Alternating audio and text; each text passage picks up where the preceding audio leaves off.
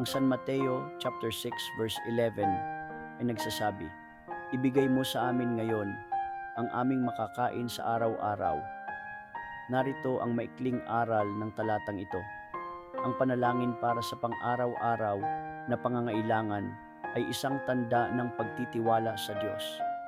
Hindi tayo dapat mag-alala para sa ating mga pangangailangan sa hinaharap, kundi dapat tayong magtiwala sa Diyos na bibigyan niya tayo ng lahat ng ating kailangan sa bawat araw.